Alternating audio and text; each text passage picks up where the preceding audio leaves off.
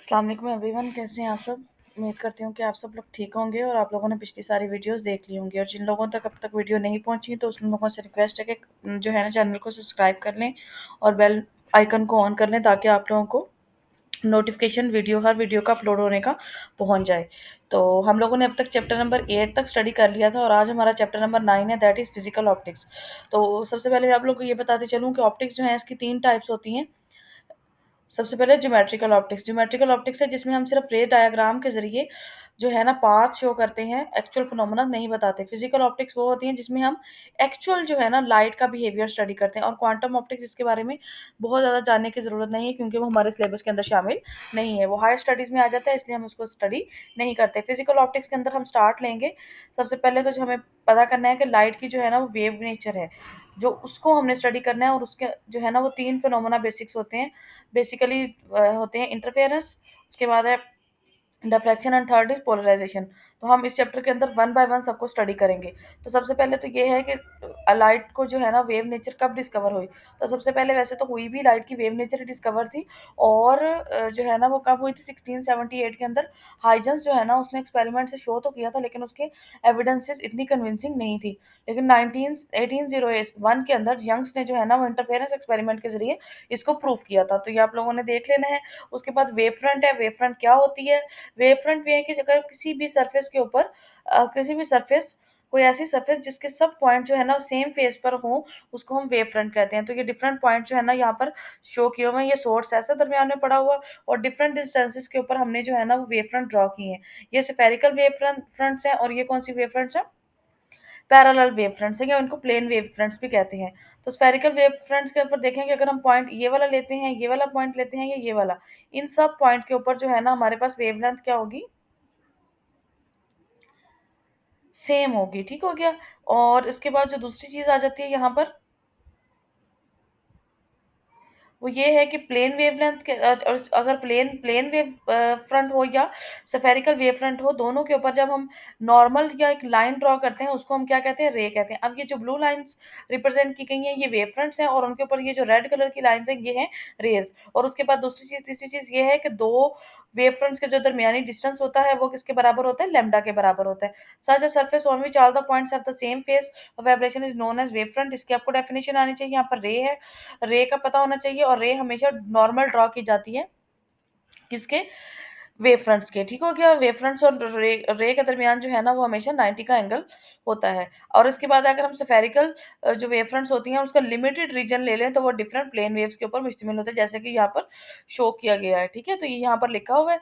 तो light from the sun reaches the earth will plane wave fronts. तो ये आप लोगों को एग्जाम्पल पता होना चाहिए, पेपर में पूछी जा सकते हैं। Study of interference diffraction plane wave fronts are consider. तो इंटरफेरेंस एंड डिफ्रैक्शन के लिए कौन सी वेव फ्रंट कंसीडर की जाती है, ये भी आप लोगों को पता होना चाहिए। ठीक हो गया। And point of source light focus of the convex lens, the rays coming out of the lens will constitute plane waves. तो आप लोगों को प्लेन वेव की एग्जांपल पता होना चाहिए। Next is the Huygens principle, that is very important principle that describe the about the wave front. क्या बताता है वेव फ्रंट्स कि अगर हम टी प्लस डेल्टा टी, कि एक वेव फ्रंट को टी टाइम के बाद टी टाइम पे जो है ना ड्रॉ करें एंड सेकंड वेव फ्रंट को डेल्टा टी टाइम पे ड्रॉ करें, तो हमारे पास किस तरह से होगा। आप देखेंगे ना कि वेव फ्रंट्स है, वेव पैदा हो रही है। तो वेव तो है, वेव किससे पैदा हो रही है, सोर्स से। अब सोर्स क्या है हमारे पास, लाइट। तो लाइट से जो रे पैदा हो रही है या वेव पैदा हो रही है उसको कोई ना कोई तो एंड होगा, लेकिन ऐसा नहीं होता।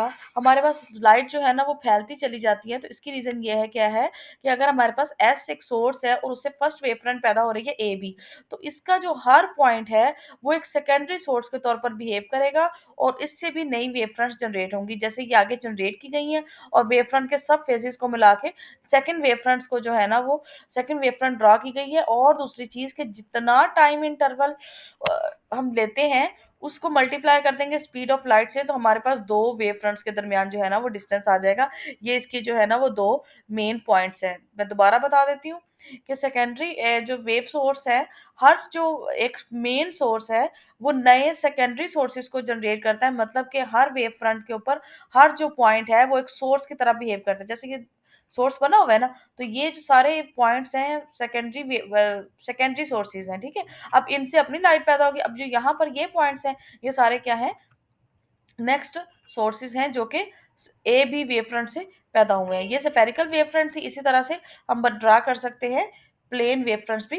यहाँ पर जो डी और सी डी और C prime D prime draw की गई है, और इन दोनों के दरमियान डिस्टेंस मैंने आप लोगों को बता दिया कि सी डेल्टा टी के बराबर होता है। The new position of the wave front after a certain interval of time can be found by constructing a surface that touches all the secondary wavelets. ये सारी को टच कर रहे हैं, हमने एक सरफेस बना ली। सरफेस के दरमियान जो है ना वो अपनी डिस्टेंस कैसे निकालना है, स्पीड ऑफ लाइट को मल्टीप्लाई कर देना है डेल्टा टी के साथ। ठीक है, इसको ज्यादा पढ़ने की जरूरत नहीं है। उसके बाद इंटरफेरेंस ऑफ लाइट, इससे बहुत आप अच्छे तरीके से वाकिफ होंगे, लास्ट चैप्टर के अंदर भी पढ़ के आए हैं कि जब वेव्स ट्रेवल करती हैं या जब लाइट ट्रेवल करती है तो कुछ पॉइंट पे एक दूसरे को सपोर्ट करती है और कुछ पॉइंट पे एक दूसरे को कैंसल आउट करती है लाइट की वेव्स जो होती हैं। तो जहां पर क्रस्ट क्रस्ट से मिलती है और ट्रफ ट्रफ से मिलती है वहां पर कंस्ट्रक्टिव इंटरफेरेंस होती है, और जहां पर ट्रफ क्रस्ट के साथ और क्रस्ट ट्रफ के साथ मिल जाती है तो वहां पर कौन सी इंटरफेरेंस होती है, डिस्ट्रक्टिवली। तो जहां पर कंस्ट्रक्टिव इंटरफेरेंस होती है वहां पे एम्पलीट्यूड डबल हो जाता है, और जहां पर डिस्ट्रक्टिव इंटरफेरेंस होती है वहां पर जो है एम्पलीट्यूड जीरो हो जाता है, दोनों का जो सब्ट्रैक्ट हो जाता है। ठीक है, यहाँ पर दो फिनोमेना है। In order to observe the phenomena, दो पॉइंट जो है ना वो कंसीडर करने चाहिए। The interfering beams must be monochromatic, मतलब सिंगल वेवलेंथ की होनी चाहिए, that is of single wavelength. The interfering beam of light must be coherent, तो जो भी लाइट इंटरफेयर कर रही है वो कोहेरेंट हो, सेम सोर्स वाली हो। कोहेरेंट मीन अगर लाइट का फेज सेम हो, मतलब फेज सेम हो, सेम फ्रीक्वेंसी हो, तो ऐसी लाइट वेव को क्या कहते हैं, फेज डिफरेंस दो वेव के दरमियान सेम हो, तब जो है ना हम उनको क्या कहते हैं, कोहेरेंट लाइट कहते हैं। यहाँ पर इसकी डेफिनेशन भी लिखी हुई है। कोहेरेंट सोर्स कौन सा होता है, मोनोक्रोमेटिक सोर्स कौन सा होता है। ठीक है, तो ये सारी चीजें आप लोगों ने अच्छे तरीके से तैयार कर लेनी है। ठीक है, a common method of producing two coherent light beams is to use monochromatic source to illuminate screen containing two small holes usually in the shape of slits, मतलब दो स्मॉल होल ले लेने, जैसे कि ये स्लिट के अंदर है एस और S1। तो ये एक सोर्स से दो जो है ना वो वेव्स पैदा हो रही हैं और जाके जो है ना इंटरफेयर करती हैं, और इंटरफेरेंस फ्रिंजेस हमें कहाँ पे नजर आती हैं, सामने स्क्रीन के ऊपर, जैसे ये 9.3a के अंदर दिखाया हुआ है। नेक्स्ट हमारे पास जो है वो यंग्स डबल स्लिट एक्सपेरिमेंट है। इसको आप लोगों ने अच्छे तरीके से रीड आउट कर लेना है कि ये किसकी कंफर्मेशन है, ये किसके लिए यूज होता है। ये लाइट की इंटरफेरेंस के लिए जो है ना उसको कंफर्म करने के लिए, ये लाइट की वेव नेचर जो है वो यंग्स डबल स्लिट एक्सपेरिमेंट से कंफर्म हुई थी। और जब यंग्स डबल स्लिट एक्सपेरिमेंट होता है तो जहां पर वेव्स कंस्ट्रक्टिवली इंटरफेयर करती हैं वहां पर ब्राइट फ्रिंज आती है, और जहां पर डिस्ट्रक्टिवली इंटरफेयर करती है वहां पर डार्क फ्रिंज आती है। अब हम लोगों ने यहाँ पर क्या करना है, यहाँ पे देखें कि यहाँ पे एक इंसिडेंट प्लेन वेव ले लेनी है, इसको एक सोर्स में से गुजारना है, तो ये क्या बन जाएगा, ये सेकेंडरी सोर्स बन जाएगा, क्योंकि पहले तो एक सोर्स है जहां से ये आ रही है, फिर फर्दर सेकेंडरी सोर्सेज बनेंगे जब आगे हमने दो स्लिट्स बना रही। तो हमने यहाँ पर क्या किया है कि कोहेरेंट और मोनोक्रोमेटिक लाइट यूज की है, उसको दो सोर्सेज में गुजार कर कोहेरेंट लाइट ले ली है, और कोहेरेंट लाइट जो है ना वो डिफरेंट पॉइंट्स पर इंटरफेयर कर रही है और डिफरेंट पॉइंट पे एक दूसरे को क्या कर रही है, कैंसल आउट कर रही है। तो जहां पर कैन उसको रीइंफोर्स कर रही है या कंस्ट्रक्टिव इंटरफेरेंस हो रही है, वहां पर जो है ना वो मैक्सिमा आएगा, और मैक्सिमा बिलोंग करता है किसके साथ, ब्राइट फ्रिंज के साथ। और जहां पर डिस्ट्रक्टिवली इंटरफेरेंस हो रही है वहां पर क्या आ जाता है, मिनिमा आ जाता है, और मिनिमा आने की वजह से हमारे पास क्या आ जाती है, जीरो डिस्प्लेसमेंट होता है, और यहाँ पर डार्क फ्रिंज आ जाती है। ठीक हो गया। अब ये उसकी जो है ना वो रे डायग्राम, ये ज्योमेट्रिकल कंस्ट्रक्शन बताई गई है। ये ए पॉइंट है और ये बी है, देखिए सिर्फ ए और बी, यहाँ से जो है ना एक वेव कंसीडर की गई है, ए से और डी से आ रही है, और वो पॉइंट पी पे जाके मिल रही है। अब देखें कि ए से गुजरने वाली जो लाइट है वो कम डिस्टेंस ट्रेवल कर रही है, और जो बी से गुजरने वाली है वो ज्यादा डिस्टेंस ट्रेवल कर रही है। तो दोनों के हम यहाँ से एक नॉर्मल ड्रॉ करते हैं डी पे, और ये जो डिस्टेंस है बी डी, ये पाथ डिफरेंस है बिटवीन रे वन एंड रे टू। ठीक हो गया। तो हम यहाँ से जो है ना वो इक्वेशन ड्रा करेंगे, बी डी फाइंड आउट करना है हमने। बी डी बराबर है एम लैम्डा। ठीक है, तो B D is equal to D sine theta. D sine theta ये हम यहाँ पर कंसीडर करेंगे, बी डी ये angle triangle A B D triangle consider करेंगे, तो साइन थीटा किसके बराबर होता है, परपेंडिकुलर ओवर हाइपोटेन्यूज। तो बी डी ओवर ये हाइपोटेन्यूज है ए बी, और बी डी क्या है, परपेंडिकुलर। तो हमारे पास बी डी किसके बराबर आएगा, डी साइन ऑफ थीटा। तो बी डी साइन थीटा के बराबर है और एम लेमडा के भी बराबर है, क्योंकि हमारे पास कंस्ट्रक्टिव इंटरफेरेंस हो रही है और यहाँ पर ब्राइट फ्रिंज आ रही है, इसलिए हमने एम लेमडा लिखा है for constructive interference for bright fringe. It is observe that each bright fringe on one side of O has symmetrically located bright fringe on the other side. बात यह है कि जब यहाँ पर एक ब्राइट फ्रिंज पी बन रही है तो यहाँ पर इसके ऑपोजिट साइड पे सेम डिस्टेंस के ऊपर एक और ब्राइट फ्रिंज बनेगी। समझ आई है इस बात की कि अगर एक ए स्क्रीन है, जिस तरह से अगर लाइट इधर से ट्रेवल करके इधर तक जा रही है तो एक लाइट का बीम जो इधर से ट्रेवल करके इधर आ रही है और इस तरह से मिल रही है, तो जिस तरह से यहाँ पर मैक्सिमम है, इसका क्रॉसपॉन्डिंग मैक्सिमा नीचे भी होगा। तो ये थोड़ी सी इंपॉर्टेंट बात है, ठीक है। ये इस लाइन को आप लोगों ने अंडरलाइन कर लेना है। और ये जो है ना 9 पॉइंट इक्वेशन 1 इक्वेशन बहुत बहुत इंपॉर्टेंट है। ये कंडीशन है for bright Young's double slit experiment के हिसाब से किसके इंटरफेरेंस, कंस्ट्रक्टिव इंटरफेरेंस की, ठीक है। और अगर डिस्ट्रक्टिव इंटरफेरेंस होती है और हमारे पास डार्क फ्रिंज अपीयर होती है एट पॉइंट पी, मतलब दोनों कंडीशन बताइए। अगर पॉइंट पी पे हमारे पास ब्राइट फ्रिंज आती है तो हमारे पास एम लेमडा का इंटेग्रल, एम लैम्डा मतलब एम क्या है, एक इंटेग्रल, और लैम्डा मतलब इंटेग्रल मल्टीपल ऑफ वेवलेंथ आएगा। और अगर हमारे पास वहां पर डार्क फ्रिंज आती है तो M plus one by two lambda, मतलब कि M plus one by two lambda हम लेंगे, मतलब उसके अंदर वन ऐड करेंगे, जीरो से स्टार्ट करेंगे। And second dark for M is equal to one, मतलब जीरो, फर्स्ट डार्क अपीयर होगी जीरो, तो हाफ मल्टीपल होगा लैम्डा बाय टू का मल्टीपल होगा, ठीक हो गया। तो equation 9.1 and 9.2 can be applied for linear distance on the screen, adjacent bright और डार्क फ्रिंज के दरमियान जो डिस्टेंस है वो भी फाइंड आउट करने के लिए इस्तेमाल किया जा सकता है। अगर थीटा बहुत स्मॉल हो, देखा ना आप लोगों ने इधर थीटा की वैल्यू बहुत छोटी है, ठीक है। जब थीटा स्मॉल होता है तो टेन थीटा और साइन थीटा क्या होते हैं, दोनों बराबर होते हैं। ये उन्होंने यहाँ पर वैल्यू भी लिखी है, 10 2 4 6 इनकी वैल्यूज भी लिखी हुई है, ठीक है। तो ये भी आप लोगों ने थोड़ा सा टेबल अच्छे तरीके से देख लेना है। जब थीटा स्मॉल हो तो साइन थीटा टेन थीटा के बराबर होता है, और टेन थीटा किसके बराबर होगा, इसी वाली से हम लेते हैं, इस पूरी के ऊपर ले लेंगे ये वाली ट्राइंगल, ये और इस तरह से, ये वाई और ये ठीक हो गया। ये वाली ट्राइंगल, बल्कि मैं इसको रीड्रॉ भी कर देती हूँ आप लोगों को, ताकि आप लोगों को क्लियर हो जाए। ये और ये ट्राइंगल हमने यहाँ पर कंसीडर कर ली, ठीक हो गया।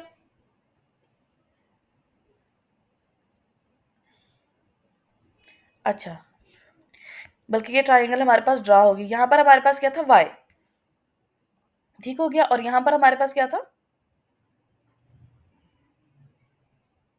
यहाँ मैं ड्रॉ कर देती हूँ, ये y था और ये क्या था, l, distance from this, distance from fringe, distance from screen to source, ठीक है। तो हमारे पास टेन थीटा किसके बराबर होगा, परपेंडिकुलर ओवर बेस, ये हमारे पास बेस है और ये हमारे पास क्या है, perpendicular. Where y is the distance from the point p to o and if the bright fringe is observed at p, तो y किसके बराबर होगा, m lambda l over d। तो ये आप लोगों ने एज इट इज इक्वेशन तैयार कर लेनी है, आप लोगों को इसका पता होना चाहिए, पेपर में पूछी जा सकती है। अगर ब्राइट फ्रिंज है, ये पेपर में क्वेश्चन आया भी हुआ है 2017 में, अगर ब्राइट फ्रिंज हमारे पास आती है एट पॉइंट पी के ऊपर, तो हमारे पास y किसके बराबर है, M lambda L over D. अगर डार्क फ्रिंज आती है तो M plus one by two. अब अगर हमने डिस्टेंस फाइंड करना है दो ब्राइट फ्रिंज के, M th bright fringe and M plus one, तो हम पहले वाली इक्वेशन के अंदर एम पुट कर देंगे और उसके साथ एम प्लस वन पुट कर देंगे, तो डेल्टा वाई किसके बराबर आएगा, लैम्डा एल ओवर डी। ये था ब्राइट फ्रिंज के लिए। अगर हम इसी तरह से डार्क फ्रिंज के लिए कैलकुलेट करना चाहिए तो वो भी सेम आएगा, this is the distance between two adjacent bright fringe and adjacent dark fringe. तो ये भी बहुत इंपॉर्टेंट रिलेशन है, ये भी आप लोगों को आना चाहिए, ठीक है। उसके बाद यहाँ पर है, the separation b two slit, the order of M of the bright or dark fringe and fringe spacing are known, the wavelength of the lambda of the light used for interference can be determined, ठीक है। तो ये तो एक numerical दिया हुआ है, ये बहुत आसान आसान है, छोटे छोटे ही आप लोगों ने एक दफा रीड आउट कर लेने हैं। अच्छा, उसके बाद है interference of thin film. Interference of thin film का जो है ना, बहुत ज़्यादा इसको पढ़ने की ज़रूरत नहीं है, लेकिन आप लोगों को पता होना चाहिए कि ब्यूटीफुल कलर जो है सोप बबल के ऊपर किस वजह से आते हैं, ऑयल फिल्म के ऊपर किस वजह से आते हैं, लेकिन ये कैलकुलेट ज़रूर की जाती है, ये इसको यूज़ किया जाता है काफ़ी ज़्यादा चीज़ों के अंदर। अच्छा, यहाँ पर जो है ना वो थिकनेस, ये यहाँ पर लिखा हुआ there path difference depends upon thickness and nature of the film and the angle of incidence. तो ये जो चीज़ें हैं यहाँ पर थोड़ी सी इंपॉर्टेंट चीज़ें भी लिखी हुई हैं। पहले वाला स्टार्ट से तो ना इतना डीपली पढ़ें, लेकिन यहाँ पर से पढ़ना है। If the two reflected wave reinforce each other then the film as seen with the help of the parallel beam of monochromatic light will look bright। अगर थिकनेस जो है ना वो क्या है, reflected waves, if the two reflected waves reinforce each other then the film as seen with the help of parallel beam of monochromatic light will look bright, however if the thickness of the film and angle of incident are such that the two reflected waves cancel each other, it will film look dark, ठीक हो गया। अगर reinforce करेंगे तो वो dark हो, reinforce करेंगे तो ब्राइट होगा, कैंसल आउट करेंगे तो वो डार्क होगा। The light white light is incident on A film of irregular thickness at all possible angles, मतलब एंगल सारे लगा रही हैं, लेकिन लाइट कौन सी है, इरेगुलर थिकनेस है और व्हाइट लाइट हम यूज कर रहे हैं, we should consider the interference pattern due to each spectral colour spectrally, मतलब हमने हर कलर की अलग अलग से, क्योंकि उनकी वेवलेंथ चेंज है ना, हर कलर की वेवलेंथ चेंज है। It is quite possible that at certain place on the film its thickness and the angle of incident of light are such that thickness, और इस तरह से बिहेव करेगी, मतलब इरेगुलर थिकनेस है और हमने हर एंगल के ऊपर लाइट गिरानी है। अगर एक थिन फिल्म ले लें, ठीक है, उस फिल्म के ऊपर आपने हर तरफ से लाइट गिरानी है। जैसे कि अब आप लोगों के पास एक बल्ब, सोप का जो बबल है वो वैसे पड़ा है, उसके ऊपर लाइट, सूरज की लाइट गिर रही है और वो कहीं से भी गिर रही है, ठीक है, उसके कोई भी डायरेक्शन है, उसकी कोई फिक्स डायरेक्शन नहीं है, और उसकी थिकनेस जो है ना वो भी इरेगुलर है, कहीं पर ज्यादा है और कहीं पर कम है। सही that the condition of destructive, अगर एक कलर के लिए डिस्ट्रक्टिव इंटरफेरेंस की जो है ना कंडीशन सेटिस्फाइड होगी तो वो कलर डिसअपियर हो गया, तो बाकी जो सारे कलर है ना वो हमें डिफरेंशिएट हो जाएंगे। मैं बात को दोबारा बता रही हूँ, देखिए हमारे पास इरेगुलर थिकनेस है और एंगल ऑफ इंसिडेंट सेम है, मतलब हर तरफ से जो है ना वो डिफरेंट है। अब कुछ पॉइंट ऐसे होंगे जहां पे कंस्ट्रक्टिवली इंटरफेरेंस होगी, कुछ पे डिस्ट्रक्टिवली होगी। अब जहां पे कंस्ट्रक्टिव होगी वहां पर तो हमें कलर नजर आ जाएगा, जहां पे डिस्ट्रक्टिव होगी ना वहां पे हमें क्लियर कलर नजर नहीं आएगा, तो हमें पैटर्न नजर आएगा डिफरेंट कलर्स का। व्हाइट लाइट जो है ना वो डिफरेंट कलर्स के तौर पर जो है film will exhibit the remaining constituent colours of the white light as shown in figure. ये जैसे फिगर के अंदर दिखाया, फिगर तो खैर इतनी क्लियर नहीं है। देखिए हमारे पास 7 कलर है, 7 कलर में से फॉर एग्जांपल फर्स्ट कलर जो है ना वो कंस्ट्रक्टिवली इंटरफेयर कर रहा है, दूसरा डिस्ट्रक्टिवली कर रहा है, तीसरा फिर कंस्ट्रक्टिवली कर रहा है। तो पहले और तीसरे कलर को तो हम डिफरेंशिएट कर सकते हैं क्योंकि दरमियान में एक डार्क कलर, डार्क फ्रिंज आ गई है, डार्क आ गया, बिल्कुल अंधेरा आ गया, तो हम उसको डिफरेंशिएट कर सकते हैं। अच्छा, दूसरी चीज ये है कि ये जो मोर पंख होते हैं, मोर का जो पर होता है, ये कभी आप उसको एक तरफ करते हैं तो आपको उसको कलर नजर आते हैं, दूसरी तरफ करते हैं तो और कलर नजर आते हैं। That is also due to the interference due to a thin film, and light की जो है ना वो डिफरेंट एंगल से वो उसके ऊपर पड़ रही होती है। Next is the Newton rings, that is very important. Newton rings के अंदर छोटी छोटी सी चीजें हैं जो कि बहुत इंपॉर्टेंट है कि हम उसके अंदर कौन सा लेंस यूज करते हैं। Plano convex lens of long focal length is placed in contact with the plane glass. यहाँ पर एक प्लेनो कन्वेक्स लेंस हमने यूज की है, यहाँ पर एक जी कंपनसेटर यूज कर लिया है, ये एक स्लाइड है, यहाँ पर एक लेंस, दूसरा कन्वेक्स लेंस यूज किया हुआ है, और यहाँ पर एक सोर्स है, सोर्स ऑफ लाइट से लाइट आती है, ये पैरेलल हो जाती है, पैरेलल होके इसका कुछ पार्ट जो है ना वो इसमें से ट्रांसमिट कर जाता है और कुछ इधर से रिफ्लेक्ट होता है और कुछ जाके इधर से रिफ्लेक्ट होता है। जब ये यहाँ से रिफ्लेक्ट होके वापस जाती है तो लाइट का जो है ना वो पाथ चेंज होने की वजह से कुछ लाइट इधर से रिफ्लेक्ट होती है और कुछ नीचे से होती है। जब वापस जाती है तो पाथ डिफरेंस चेंज हो जाता है ना, जब लाइट एक मीडियम से दूसरे मीडियम में जाती है तो उसका पाथ चेंज हो जाता है, ठीक है। जब चेंज हो जाता है तो वापस आती है, तो कुछ पॉइंट्स पे कंस्ट्रक्टिव इंटरफेरेंस होती है, कुछ पे डिस्ट्रक्टिव। तो हमें इसमें से गुजरने के बाद रिंग्स की फॉर्म में जो है ना वो पैटर्न दिखाया जाता है, that is called in newton rings. तो यहाँ पर ये सारी एक्सप्लेनेशन लिखी हुई है, ये आप लोगों को बहुत इजीली समझ आ जाएगी, ये इतना मुश्किल नहीं है। लेकिन यहाँ पर एक और समझने वाली बात है कि जब यहाँ पर तो यहाँ पर एयर फिल्म मौजूद है, इसको भी मैं ड्रॉ कर देती हूँ कि ये देखें ना, ये वाला जो एरिया है यहाँ पर तो फिल्म मौजूद है, लेकिन यहाँ पर तो फिल्म मौजूद नहीं है, यहाँ पर तो फिल्म है ही नहीं। तो जैसे ही लाइट इसमें से गुजरती है ना तो नीचे इसको एक मीडियम से गुजरने के बाद दूसरे मीडियम में जाती है, तो इसको लैम्डा/2 का एडिशनल पाथ डिफरेंस मिल जाता है। तो हमेशा जो सेंट्रल रीजन जो यहाँ पर मिलता है वो क्या होता है, डार्क होता है। क्या होता है, डार्क। इस वजह से न्यूटन का जो सेंट्रल रिंग है वो हमेशा डार्क होगा। इसकी रीजन क्या है कि जब लाइट इधर से आके इधर जाती है तो एक मीडियम से जाती है तो उसको लैम्डा/2 पार्ट डिफरेंस मिला, अंदर गई फिर लैम्डा/2 मिल गया, ठीक है। तो वापस जब आती है इधर आके तो हमेशा डिस्ट्रक्टिव इंटरफेरेंस की कंडीशन सेटिस्फाइड होती है। तो हमारे पास जो अब आंसर आता है वो क्या, कौन सा आता है, डिस्ट्रक्टिव इंटरफेरेंस का। तो उसके जो सेंट्रल रिंग होता है वो क्या होता है, डार्क होता है। ये यहाँ पर लिखा हुआ है, an additional part difference of lambda/2 is introduced, consequently the center of neutron ring is dark due to destructive interference। ये लाइन बहुत इंपॉर्टेंट है, ये पेपर में बहुत दफा पूछी जाती है। और टू रिफ्लेक्टेड रेज यहाँ पर यूज होती है, प्रोड्यूस्ड एट द अपर। एक ये वाली रे हो गई और एक ये वाली रे हो गई, ये वापस जाके इंटरफेयर करती है। एक यहाँ से आई और वापस चली गई और एक यहाँ से आई। यहाँ पर देखिए पार्ट डिफरेंस आ गया ना दोनों में, एक यहाँ से हुई और एक इधर से हुई, तो दोनों में पार्ट डिफरेंस तो आ गया ना जब ऊपर गई है तो।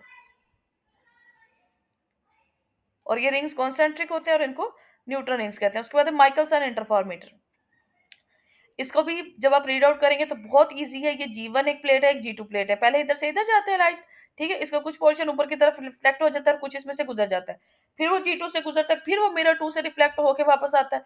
वापस आने के बाद इसको जो है ना वो कंपनसेशन मिल जाती है। ये कंपनसेटर प्लेट है, इसके साथ वापस आके इधर आके फिर इंटर पहले वाली लाइट के साथ इंटरफेयर करता है और इंटरफेयर करने की वजह से हमारे पास क्या होता है, पैटर्न शो होता है, ठीक है, अब हमारे पास ये जो M1 है ना, ये मूवेबल है।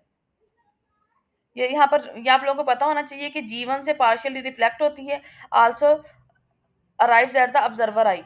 यहाँ से मैं पढ़ देती हूँ, the plate H2 cut off from the same piece of the glass as G1 is introduced in the path of the beam as a compensator plate।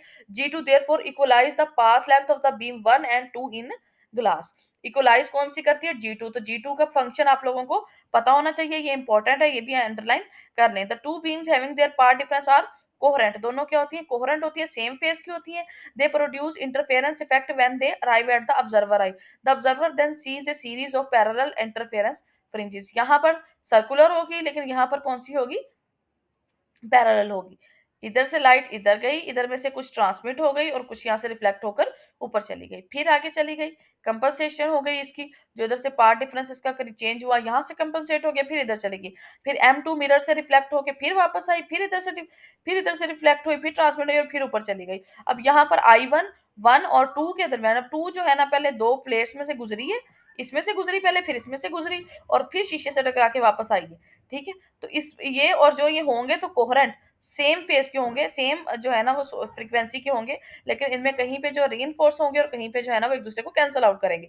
और जब वापस ऊपर जाते हैं तो आई वन के साथ ये कंस्ट्रक्टिव इंटरफेरेंस करते हैं या डिस्ट्रक्टिव इंटरफेरेंस के। कंस्ट्रक्टिव होंगे तो ब्राइट फ्रिंज नजर आएगी, डिस्ट्रक्टिव होगी तो डार्क फ्रिंज नजर आ जाएगी। अच्छा, एक चीज और है, यहाँ पर जो मिरर M1 है ना, ये मूवेबल है, ये ऊपर नीचे हम इसको मूव कर सकते हैं। जब हम इसको ऊपर लेके जाते हैं, तो जब लाइट से फॉर एग्जाम्पल ऊपर लेके जा रहे हैं, तो लाइट ने लैम्डा डिस्टेंस, सॉरी लैम्डा/2 हम ऊपर लेके गए हैं। कितना लेके गए हैं? इसको फॉर एग्जाम्पल इतना मूव किया, तो ये डिस्टेंस इतने कितना कवर किया? लैम्डा/2। अब लाइट जो जाएगी वो एक दफा ऊपर जाएगी तो कितना डिस्टेंस कवर करेगी? लैम्डा/2 प्लस लैम्डा/2। क्योंकि जब ये ऊपर जाएगी तो उसके बाद इसने वापस भी तो आना है ना, तो इसने लैम्डा/2 प्लस लैम्डा/2 लैम्डा हो गया, तो टोटल पाथ डिफरेंस कितना आ गया? लैम्डा। तो हमारे पास चेंज कितना आएगा? लैम्डा आएगा, ये यहाँ पर लिखा हुआ है। ठीक है, उसके बाद the fringe is shifted each time the mirror is displaced through lambda. Hence by counting the number of fringes which are shifted by displacing L, fringe shift हो जाएगी डार्क से ब्राइट को डार्क में। लैम्डा का जब change आ जाएगा तो dark fringe bright fringe बन जाएगी, और ब्राइट जो है ना वो क्या बन जाएगी? डार्क बन जाएगी। और L is equal to M lambda. Very precise length measurement can be made with an interferometer. ये सारी चीजें यहाँ पर लिखी हुई है, ये आप लोगों ने अच्छे तरीके से तैयार कर लेनी है। उसके बाद डिफ्रैक्शन ऑफ लाइट है, that is very important and very easy. The bending of light around the obstacle is known as bending of light. तो ये आप लोगों ने अच्छे तरीके से रीड आउट कर लेना, इतना ज्यादा मुश्किल नहीं है। Diffraction due to narrow slit, इसको बहुत ज्यादा पढ़ने की जरूरत नहीं है, लेकिन इसका फाइनल रिलेशन आप लोगों को पता होना चाहिए, D sine theta is equal to M lambda. हाँ जी, डिफ्रैक्शन ग्रेटिंग, ये भी बस आप लोगों ने रीड आउट करना है, इसको बहुत ज्यादा पढ़ने की जरूरत नहीं है। ठीक है, बस इसको रीड आउट करना है, D sine theta is equal to M lambda. अच्छा, यहाँ पर diffraction of X-ray by crystals, तो ये वाला टॉपिक इंपॉर्टेंट है। X-ray is a type of electromagnetic radiation of much shorter wavelength, typically of the order, ये line भी important है। In order to observe the effect of diffraction, the grating phase must be the order of the wavelength of the radiation। मतलब जब हम ये crystal होते हैं ना, तो इनके दरमियान जो स्पेसिंग होती है, मतलब क्रिस्टल होते हैं उनके अंदर जो एटम है, फॉर एग्जांपल ये एटम 1 है, एटम 2 है, तो इनके दरमियान जो डिस्टेंस होता है ना, वो वेवलेंथ की 1 वेवलेंथ के बराबर होता है, डी। ठीक है, तो जब ये लाइट 1 आती है और ये डिफ्रैक्ट हो जाती है, और जब ये लाइट 2 आती है तो ये डिफ्रैक्ट होती है, तो दोनों के दरमियान पार्ट डिफरेंस जो है वो कितना आता है? बी सी और सी बी प्राइम। ठीक है, ये डी साइन थीटा आता है और ये भी डी साइन थीटा आ जाता है। ये हम लोगों ने इधर इक्वेशन से कैलकुलेट किया, ये आप लोग जब रीड आउट करेंगे तो आप लोगों को समझ आ जाएगी। ठीक है, तो ये इसकी आपको स्पेसिंग भी पता होना चाहिए, 10⁻⁻12 है। और हम एक्सरे क्यों यूज करते हैं? क्योंकि हमारे पास जो ऑर्डर ऑफ एक्सरे की जो वेवलेंथ है वो 10⁻12 है, और जो इनकी स्पेसिंग है वो भी कितनी है? 10⁻12। The scattering of X-ray from the atoms in a crystalline lattice gives rise to diffraction effects very similar to those observed with visible light incident on grating। जिस तरह से हम लाइट को डिफ्रैक्शन ग्रेटिंग से ऑब्जर्व करते हैं, इसी तरह से एक्सरेज जो हैं वो क्रिस्टल लेटस या लेटस प्लेन से हमें लाइट देती हैं, इंटरफेरेंस का पैटर्न देती हैं। अब जहां पर कंस्ट्रक्टिव इंटरफेरेंस होगी, वहां पर क्या होगा? हमारे पास एक पॉइंट आ जाएगा, डार्क ब्राइट पॉइंट आ जाएगा, और जहां पर ये खाली जगह होगी वहां पर डिस्ट्रक्टिव इंटरफेरेंस होगी, वहां पे हमारे पास कोई भी पॉइंट नहीं आएगा। तो इस तरह से हम एक्सरे को क्रिस्टल के ऊपर गुजार के एक पैटर्न ऑब्जर्व कर लेते हैं, जो पैटर्न जैसे ये मैं आपको बता भी देती हूँ।